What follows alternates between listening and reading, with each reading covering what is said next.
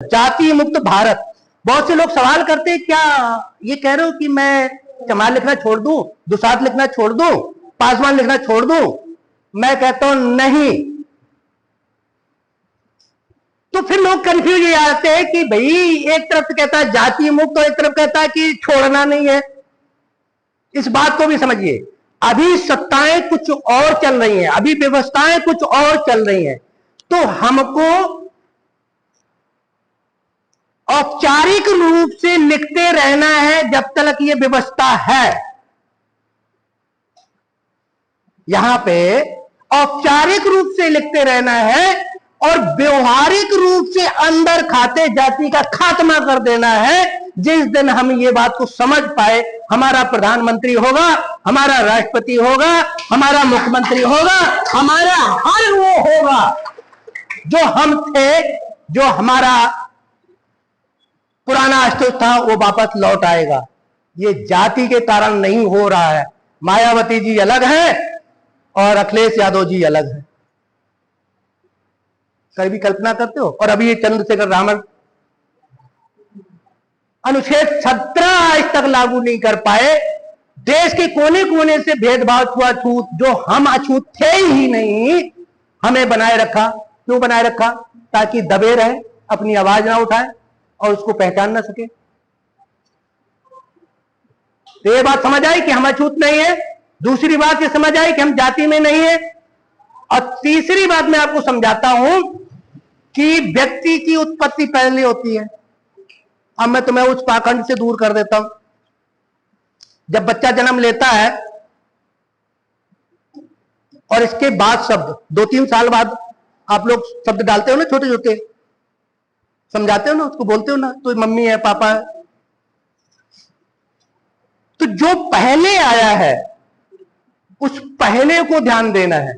तो आपके बगल में कोई पासवान, दुसाध और जो भी नजर आ जाए तो भूल जाना कि ये कोई वो है, वो शब्दों का घेरा है, ये मेरी जाति का है। जिस दिन ये फीलिंग अपने अंदर आना शुरू हो जाएगी, हम एक हो जाएंगे और एक झटके बजा के मिल जाएगी। मैंने कुछ क्या मुझे कुछ समझाने आया तो बताने आया था। मैं भी आप लोगों जैसे ही हूं, एक झटके में। अब इसके पीछे का एक साइंस है जो काम करता है। कोई भी चीज लगातार, जैसे ये गुड़िया बैठी है, क्या नाम बेटा आपका?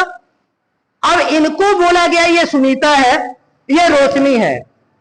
मैं इनको जब अचानक से बोलूंगा कि तुम सुनीता हो, ये रोशनी है, तो तुम्हारा दिमाग एक्टिव नहीं होगा। क्यों दिमाग एक्टिव नहीं होगा? क्योंकि हमारा दिमाग एक सेम जैसी चीज के लिए आदी हो जाता है। और जब सेम चीज जैसी के लिए आदी हो जाता है, उसे साइंस की मेडिकल भाषा में बोलते हैं ऑब्सेसिव कंपल्सिव डिसऑर्डर, ओसीडी। आप सारे के सारे लोग जो बैठे हो बीमार हो। क्या हो? स्वीकार लो और आज के घर में मनन करना, याद करना। इस बीमारी से छुटकारा पाने के लिए मैं क्या करता था कि 1 महीने अपने नाम के आगे धानुक लगाता था, फिर दूसरे महीने मैं पासवान लगा लेता था, तीसरे महीने बोलो, तो उससे क्या हुआ, मेरे माइंड से वो जाति का कीड़ा निकल गया। कहां है जाति? कहां पे है? यही है ना। और जब शादी ब्याह करने जाते, मैं दिल्ली में था, मैं किसी का रिश्ता लेकर आया, अच्छी दोनों लड़का लड़की एक दूसरे को, मतलब उनके क्वालिफिकेशन सब कुछ मैच हो गया। कहने के नाम से वो दूसरी बिरादरी और तीसरी बिरादरी, मैं वो रिश्ता बनाया। बाद में उसकी मां से, उसके घर वालों से, उसके रिश्तेदार बोली यार इस गोत्र मैच नहीं कर रहा है। अब ये कौन सा गोत्र वाला है? बोले गोत्र मैच नहीं कर रहा, हम ये नहीं करेंगे। बोले अच्छा फिर? बोले नहीं, थोड़ी सी जाति भी मैच नहीं कर रही है। लड़का लड़की इतने दुखी हुए, उनके सामने अब क्या उपाय रहा? वो भाग जाए। क्या उपाय रहा है? पसंद करते एक दूसरे को, भाग जाए। फिर माँ बाप को समझाया और उन बच्चों को समझाया कि ऐसी शादी भी नहीं करनी जहां पे तुम्हारे घर परिवार के लोग राजी ना हो, क्योंकि मजा नहीं आता शादी में। जब सब लोग हो मजा तभी आता है। तो उनको मनाया जाए, समझाया जाए। अभी वो बातचीत चल रही है मेरी वहां दिल्ली में, उनको लगा वो समझाने में कि वो फिर से बात बन जाए। ये जाति कहां घुस गई है? कितने आते हैं पढ़े लिखे लोग, कहते हैं अरे हम जाति को नहीं मानते हैं। अच्छा हम जाति को नहीं मानते हैं, लेकिन जैसे ही वो बात आती है रिश्ते ब्याह की, वो फिर फट से वही पहुंच जाते हैं कि अच्छा फलाना, अच्छा गोत्र।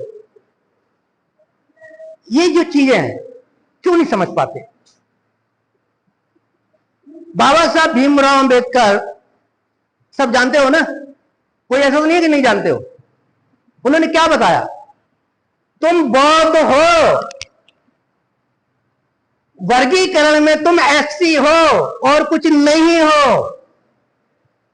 एससी इसलिए हो कि तुम्हें सरकार से जो सुविधा मिलती रहे, बौद्ध इसलिए हो कि तुम्हें मान सम्मान मिलता रहे। तेली तमोली पासवान रहोगे कभी मान सम्मान मिलेगा ही नहीं। और हमारे बच्चे यूनिवर्सिटियों में पिट रहे हैं, किस लिए पिट रहे हैं? हमारे बच्चे यूनिवर्सिटी में पिट रहे हैं। मैं तो अपने गांव में भी नहीं पिटा, मुझे 10 लोगों ने पीटा था गांव में, ये हाथ पैर में सब लगा हुआ मेरे, दिखा सकता हूं। 10 लोगों ने घेर के पीटा, क्योंकि मैं ऐसे ही था, ऐसे ही बोलता था। वो बर्दाश्त नहीं कर पाए। मेरे भी दिमाग में आया कि ये 10 कभी इकट्ठे नहीं रहेंगे। जी भर के एक एक को छक्कर पीट नहीं लिया, जब को सबको चैन नहीं लिया। आज वही गांव है, शेर जैसे शेर बोलते हो बर्बाद अपने, मैं शेर नहीं हूं लेकिन शेर की तरह जाता हूं, ऐसा मतलब कहा जाता है। तो ये चीज हमें अपने ही समाज में ब्राह्मण पैदा करने हैं, अपने ही समाज में छत्री पैदा करने हैं, अपने ही समाज में वैश्य। भैया ये कई सालों से लगा हूं कि हम कपड़े ऐसे डिजाइन करें और लड़के तैयार करें, उनके स्टोर खुलवाएं और स्टोर खोलें और हमारे समाज के लोगों को पहचान हो। लिखो, तुम लिखो, हम तुम्हारा नहीं खरीदेंगे, हमारी संख्या इतनी है, हमने एक एक साड़ी अगर उससे खरीद ली, एक एक बनियान खरीद ली, उसका रोजगार चल पड़ेगा। और हम एक दूसरे के साथ दाल चावल भाजी जो भी करते हैं, हम आपस में क्यों ना करें? आपस में विचार व्यवहार सब करना शुरू कर देंगे तो सब कुछ होगा। कुछ मुश्किल नहीं है। वैचारिक रूप से वही बने रहो, व्यवहारिक रूप से अंदर खाते सब खत्म कर दो।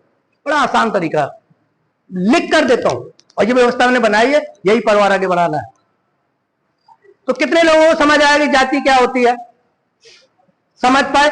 और क्या मैं जाति मुक्त भारत यूट्यूब चैनल पर है, व्हाट्सएप पर है, नंबर इनसे ले लीजिएगा। जिसको समझ आए मुझे लिख कर भेजेंगे, मुझे बड़ी खुशी होगी कि कितने लोग हैं जो जाति को समझ पाए और जाति क्या चीज होती है। जाति जो अलग आंखों से दिखाई दे जाए, जैसे कि जानवर, गाय, घोड़ा, कुत्ता, यही जाति है और कोई नहीं है। तो हम आपस के भेद मिटा दें और आखिरी हमारा क्या होना चाहिए कि हमारी सत्ता में, जो दिल्ली की सत्ता में, हमारा कोई आदमी 75 साल में नहीं पहुंचा। मायावती जी को बन जाना चाहिए ना प्राइम मिनिस्टर, नहीं बन पाई ना। क्यों नहीं बन पाई? जाति के कारण, आपस फूट के कारण। हम कहते अखिलेश ही बन जाता, कोई तो बनता, ओबीसी का बन जाता, एससी का बन जाता, एसटी का बन जाता, कोई तो बनता। इनके टूटने के कारण नहीं बन पाए, और आगे मुझे नहीं लगता कि आगे भविष्य में निकट में अगर इसी टूटने के कारण बन पाए, बनने नहीं देंगे। तो मेन कारण जाति है। जाति हमें अलगाव सिखाती है, अलगाव में नहीं रहना है, एक साथ रहना है। बड़ा साधारण सी बात है, इसमें कोई लंबी चौड़ी बात नहीं है। और तभी बौद्ध कहने में मजा भी आएगा। अगर वहां के फिर सूट को इसमें भरकर यहां ले आते हो और फिर कहते हो हम बौद्ध हैं, तो मजा नहीं आएगा। अगली बार सफेद साड़ियों में आओगे, अगर हमारे बुद्ध बिहार दिल्ली में आना, सब सफेद साड़ी में आते हैं। कपड़े तो खरीदते हो ना, किसी भाई की दुकान खुलवाओ ना, ऐसी साड़ी खुलवाओ ना किसी भाई की दुकान, तो उसकी दुकान भी चलेगी, आप लोग खरीदेंगे, मजा भी आएगा।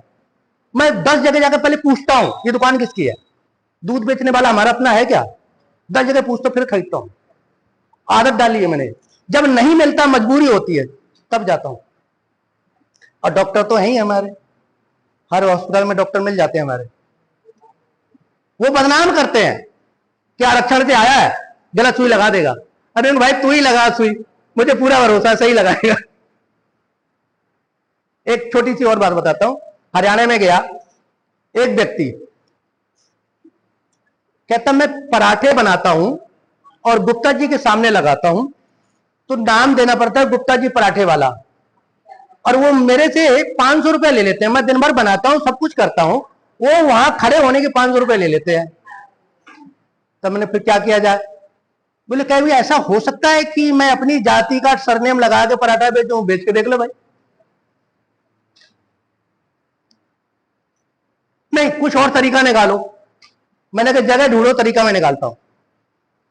हिसार के पास में अग्रोहा थाना है, थाने के बगल में रोड के किनारे जहां बस रुकती है, वहां उसने जगह साफ सुफ करी। मैंने कहा लगाया ठेला, लगाया 20/6 का बोर्ड लगाया, लिखा जाति मुक्त पराठे वाला, बड़ा बड़ा मोटा मोटा लिखा। दूर से बस क्या खुल गया नया, क्या तमाशा खुल गया। बस वाला रुके, थाने वाले रुके, सब उसके यहाँ चाय पीते, सब वहां से पराठे खा रहे, उसकी दुकान चल पड़ी।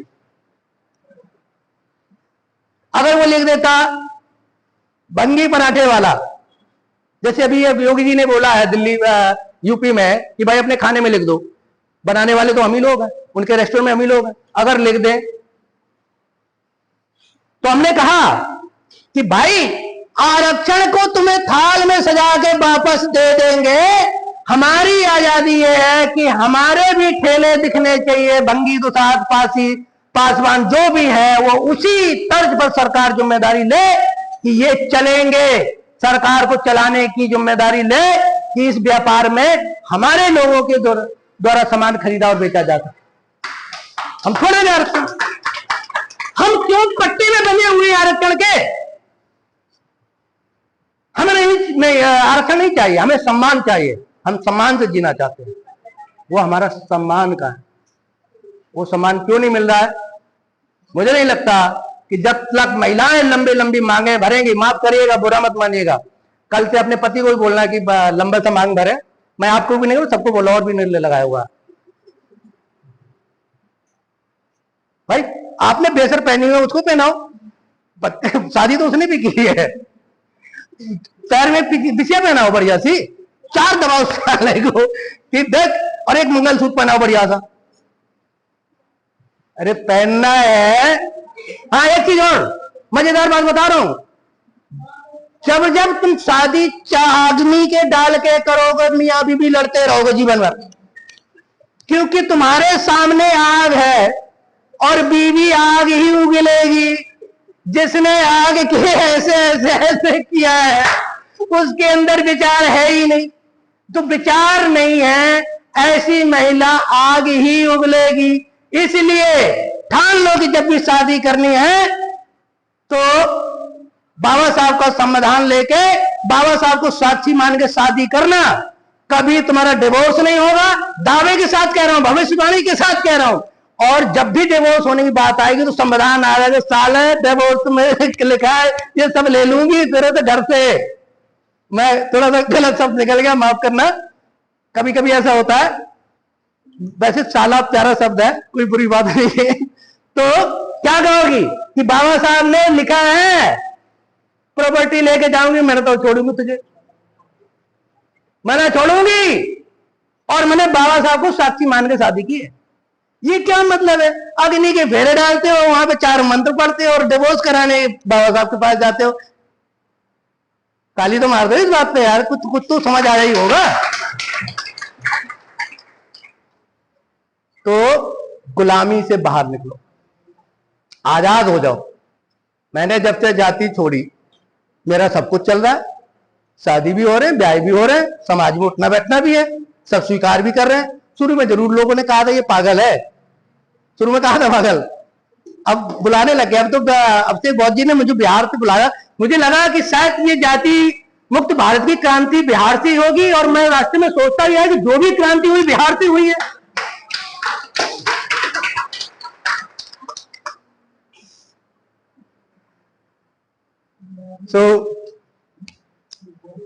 इन्हीं शब्दों के साथ मैं विराम लूंगा।